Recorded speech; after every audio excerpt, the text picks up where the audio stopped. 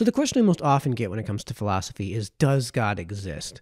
This is a question that people ask of me and my beliefs on the existence of God. And my answer is, well, you guys will have to wait for another video because I don't think that's a very easy question to answer, and my answer isn't exactly the most straightforward answer. In fact, guys, stay tuned because I'll probably have to live stream that, and it's a conversation I'd love to have with my following to see what they think about the existence of God and how I've arrived at the conclusion I've arrived at, which, again, you'll have to wait for another video. But in today's video, what we're going to be discussing is objectivity versus subjectivity. And the reason we're doing this is because I really do want to have that deeper philosophical conversation on the existence of God, but I don't think we can properly have that conversation until we understand better the concepts of objectivity and subjectivity.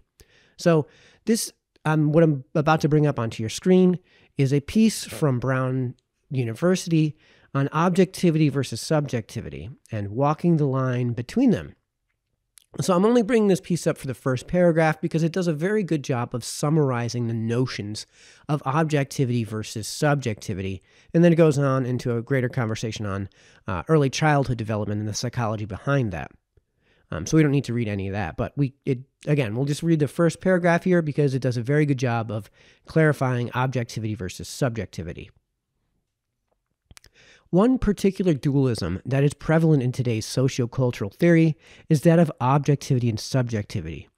Objectivity is a theoretical perspective that is omniscient, neutral, and detached with respect to a certain attribute or set of attributes. The objective courtroom judge has no reason to favor the defendant or the plaintiff, and the objective journalist includes no judgmental inclination in reporting an event. Subjectivity, on the other hand, is the opposite condition of being located within one's personal feelings and opinions. An editorial writer is subjective by definition, to juxtapose the earlier example of the journalist. So, to expand upon that, objectivity comes from without, subjectivity comes from within. In this case, when we're talking about truth, subjective truth is dependent upon the subject. Objective truth is dependent upon the object. So in this case, does this water bottle exist? So in this case, I could look at it from this subjective perspective. I have eyes. I am the subject. And in my opinion, and I guess if you want to phrase it that way, the bottle exists. I can see it. I can feel it. I can hear it as the water sloshes around within it, but it is still, the condition of that subjectivity is still dependent upon the fact that I am making this decision based on what I am seeing. Objectivity would suggest that whether or not this object exists comes from without me and actually is dependent upon the object itself. So that's where we actually get the words from. This is a little bit of an etymological origin of the difference between the two. So if we extrapolate that, how do we get to objective truth and objective reality, which we can then use to determine whether or not there exists such a thing as objective, say, morality? Or subjective morality. Is good and evil, is the difference between good and evil dependent upon the individual, or is it dependent upon some more objective framework of morality? So let's start with objective truth.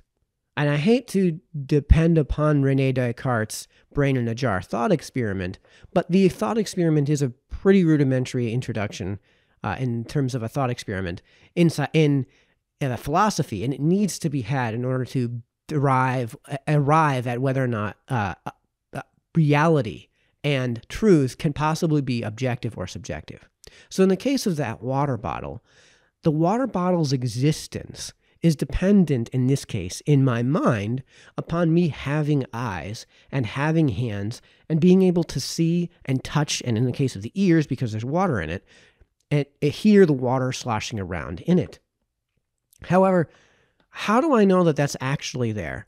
How do I know that my own senses haven't deceived me? So The question of how does one know when one's senses are deceiving them is a philosophical question that can't actually be answered. The answer is there's no way to really know that. So some would fall back on reality must thus be subjective. It's dependent upon the subject in this case. Whether or not something exists is dependent upon, say, how well one perceives the world relative to the collective mind, if you will. So, for example, if somebody is truly delusional, if somebody is tripping on mushrooms or tripping on acid or is just suffering from some major psychosis, how do they know that the walls aren't melting? How do they know that the ceiling isn't talking to them? If they hear these voices, are these things actually happening, or are they just perceiving them as happening? And the question then becomes, if everyone universally agrees that these things are not happening, if everyone universally agrees that this bottle exists, how do we know that there's not going to be some sort of evidentiary standard that could possibly be conceived of that it doesn't exist? And that's where the brain in the jar thought experiment comes into play. How do we know that we aren't just brains in jars? In more common parlance, in a way to put this in a manner that is much more relatable to 2021, the Matrix thought experiment. How do we know we are not just in the Matrix? The answer is we can't. And we can't logic our way or reason our way to whether or not we are in the Matrix. We can't say, we are in the Matrix and this is how I know that. Or we are not in the Matrix and this is how I know that. The only way that you can say we are in the Matrix and this is how I know that is to say that I have somehow exited the Matrix and come back in and have seen the reality for what it is. Well, how do we know then, as outsiders hearing this story, that you aren't just crazy and rambling nonsense? How do we know that you're not lying to us? And most importantly, how do you know that when you exited the Matrix, you actually exited the Matrix and you weren't just having a nightmare? How do we know that the reality that you experienced supposedly outside of the Matrix is reality, and the reality inside the Matrix is the dream? How do we know which one is the truth? In this case, we can ask the question, how does one know one is deluding themselves? In this case, it's a question that is impossible to answer. Because if you know that you're deluding yourself, then you're not deluding yourself because you know you're deluding yourself. But if you are deluding yourself, say, then you can't get to the point where you have not been deluding yourself because then you aren't deluding yourself anymore. So in this case, it's impossible to know if one is deluding oneself, at least from some objective perspective. I know this is getting to kind of deep territory, but we can kind of relate that into the modern world and into reality when it comes to things like, well, what is actually true? If we have a consensus opinion, let's say, if everyone agrees that, say, let's say everyone agrees in Galileo's time that the Earth revolves around the sun. Well, how do we know then that the Earth actually isn't revolving around the sun? In this case, Galileo evidenced that the Earth was not revolving around that the Earth was revolving around the sun. But in that case, you have a situation where the universal core of absolutely what was considered at the time scientific mind universally agreed that the sun revolved around the Earth. So then, did the sun actually revolve around the Earth? How in that time would you know that the sun does not revolve around the Earth? You'd have to do what Galileo did, and if we're just taking people's word for it, then how do we know which side is actually correct? How do we know that Galileo actually looked through those lenses, looked through those telescopes, charted the planets, and could evidence that the Earth revolved around the sun and not the other way around? Well, unless we actually do the research in Galileo's time ourselves, it's really difficult to determine with an objective standpoint which one is the truth. This is actually directly related to a concept we talked about earlier called the appeal to authority. I'll put a link in this video's description to that so you can jump back to that part of the series on philosophical concepts if you want. So from objective truth, from objective versus subjective truth, we can get to, well, what is an objective standard for morality? Does objective morality exist? Can objectivity and morality exist? As the article points out, in the objective courtroom judge has no reason to favor the defendant or the plaintiff. However, there are certain positions that you can't possibly control in your mind.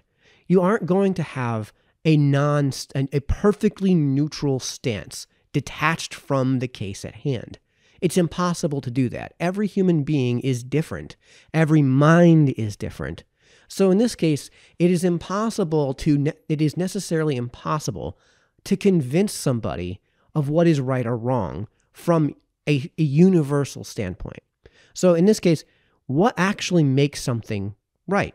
What makes something wrong? What makes something good? What makes something evil? Unfortunately, there's no objective standard that we can create that also resolves all of the problems we talked about earlier in this video when it comes to objective versus subjective truth. So in this case, the basic question of how does one know one is not deluding oneself, that unanswerable question is something that we have to have an answer for in order to get from that to a moral position. How do we know that killing someone is wrong? Well, in biblical terms, this is why we have a commandment. It is treated as an axiom. In this case, it is treated as something that cannot be logicked out, cannot be reasoned out, and we just accept it basically on faith as being moral. In this case, we also accept those positions. If you say that we are not brains in jars and that we are not in the matrix, or if you say we might be, but there's no way to work with that, so it is useless to suggest that we are. Therefore, in order for me to not experience the suffering that goes along with, because if the mind dies in the matrix, the mind dies outside the body dies outside the matrix. In order to avoid that possibility, we have to treat the matrix as though it were reality. These positions are axioms that we hold before we have any knowledge of the world around us. As in, we accept that we exist in a real plane, and we can't logic that out. We can't reason that out. Do we actually exist in that plane, or are we just treating it like we're existing in that plane? And unfortunately, those positions can't be logicked or reasoned out. They can't be proved. They can't be evidenced. So we treat those axiomatic positions as axiomatic, and from there we build our worldviews and our codes of ethic and morality. So in this case, what we've actually done is we've created a standard that we treat as objective, even though it's coming from the subjective. So in the case of thou shalt not kill, we could probably today reason that out and have some other axiom or some other principle upon which we can arrive at the conclusion that killing someone is, generally speaking, bad. It is a bad thing to kill somebody without clear cause. And again, these axioms are taken entirely on faith. So if we believe that we're in the matrix, or we believe that, hey, we might not be in the matrix, and we may be in the matrix, but there's no way for us to make that determination, thus we must act like we are in the matrix, we are in reality and not in the matrix. If you take that position and hold it as axiomatic, you have to base it on faith. You can't base it on a logic or reasoned position, which means that in this case, the conclusion is being drawn by the subject. In this case, there are people out there who are going to say, no, we live in the matrix, YOLO. And there are people out there who are going to say, killing someone isn't necessarily a moral wrong. And there may even be collectives of people who disagree with that commandment and disagree with treating that as a commandment and disagree with treating that as axiomatic in its position. And from that, we can come to a moral position in the modern time that is more evolved from just, is it wrong to kill someone? In this case, we can say it is wrong to kill someone, but is abortion good? Is abortion bad? Should abortion be legal? Is abortion murder, or is abortion just the siphoning off of a tumor? I'm not going to give you guys my thoughts on abortion, but the point is that this is a position where you have a huge percentage of people who think it is murder and a huge percentage of people who think it is just like going to the doctor's office to remove a cyst. In a previous video, I talked about the impossible standard. Link is in this video's description, and a version of it in which a standard is applied to somebody who existed in the past in a time and place where they could not possibly have met the standard that you are setting for them today.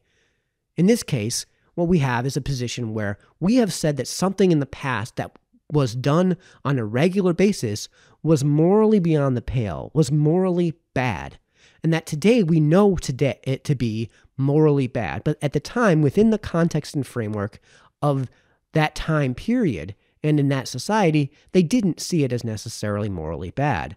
Sacrifice of children, sacrifice of women, human sacrifice in general was something that was done away with hundreds, if not thousands of years ago across the Western world. But at the time that it actually persisted, it was considered normal to do. It wasn't considered a moral bad. And now in the Western world, human sacrifice is pretty universally condemned as a moral bad. But is it a moral bad? Is it a moral good? Where do we draw the line, and how do we arrive at that principle without an objective standard? Is morality, in this case, just dependent upon the opinion of the masses? Is it okay to say that it was actually not morally bad at the time? Or was it morally bad at the time, but we can't condemn the people at the time for doing the morally bad thing because they had no way to arrive at the conclusion that it was morally bad within the framework and context of the time? Some might argue that morality is subjective because there's no way to establish a true objective standard, and it's just evolving, and humans get better with their subjective standard, as in the lens we view morality through today is better than it was in 1850. However, that standard is still dependent upon the subject, and in this case, the subject just happens to be conveniently the individual who's answering this question today. So since we're getting kind of long in the tooth here, and we're getting kind of deep into these philosophical concepts, I'll come right out and say my thoughts on the matter. I believe in objectivity. I believe that there is such a thing as an objective truth and objective morality. However, humans are human beings. We are flawed creatures and therefore cannot actually perfectly decipher the objective standard. And instead, we have to make an appeal to, I guess what you might call, a higher creature, if you will, that might be capable of establishing that objective standard. In this case, I'm not making an appeal to God necessarily, but I can say that objectivity is an ideal, and I can say that it is necessarily good to strive towards that ideal. In the case of a basketball game, a basketball player might have an extraordinary game, but he's always striving to a more perfect ideal. There is some ideal of the best basketball player, and not just the best basketball player, but what perfect game looks like. And even Michael Jordan couldn't possibly achieve perfect game, though he's widely considered the best basketball player ever to have played. And that's why in his time, when he was playing, he was always striving to improve. He was always striving toward that ideal, that standard that exists outside of himself. And though we might not be able to even describe or articulate what that perfect standard might be, we can say that it exists and that we should strive to conceive of it. We should strive towards working toward it. This is why we can have an ideal version of a man. We can have the ideal human being that we look towards as an example for how we should act within our world. We may not agree on what that person is, and the reason we probably don't agree on that is because human beings, again, are just incapable of perfectly establishing objectivity. So in short, I believe objectivity does exist. However, it can't manifest right now in human beings as they are made, as human beings exist today as flawed creatures. In this case, we would need some sort of omniscience, as that article from Brown University explains. You would need an omniscient, truly neutral, truly detached observer, or a human being, in order to create perfect and true objectivity. So I don't think that we can actually achieve that today with the humans that we have today, but it is an ideal that we should strive towards. I guess what I'm saying is, in this case, I kind of begrudgingly make Pascal's wager, which I'll have to do another video on sometime soon, and say that it is just better for us to accept that there must be some objective standard than to accept that morality is purely subjective and dissolve ourselves and resolve ourselves to a purely nihilistic and hedonistic view of the world, which only leads to chaos. And it should be fairly plain and clear how a purely nihilistic and purely hedonistic society and group of people would wind up dissolving into pure, violent, destructive chaos nearly instantaneously. I think we also, as human beings, kind of know inherently that there is some sort of objective standard that we try to strive towards when it comes to morality, and that even the most evil dictators ever to have existed think in their minds that they are conducting good. In this case, even they are trying to strive towards an ideal, towards some objective description of morality, even though we as outsiders, we who can see these murderous dictators as murderous dictators and as truly evil people purveying truly evil ideas, at least in their minds, they accept that there is an objective reality and that there is from that derived an objective truth, and that there is derived from that an objective morality, and they try to strive towards it. Now, I'm not going to try to articulate what that objective morality is, but I think we all kind of know and are kind of born into knowing that there is some sort of objective standard of morality that we all try to idealistically achieve, even though we may not be able to technically achieve it, and instead just continually strive towards it. So that's the difference between objectivity and subjectivity. Those are my thoughts on the matter. I'd love to hear your thoughts, so put them in the comment section, and stay tuned because this is kind of going to naturally segue to my thoughts on whether or not God exists, which I'll have to do in another video, which, again, stay tuned. I'll probably be live streaming that. So that's been all for today. Thanks for tuning in. We'll see you in the next one.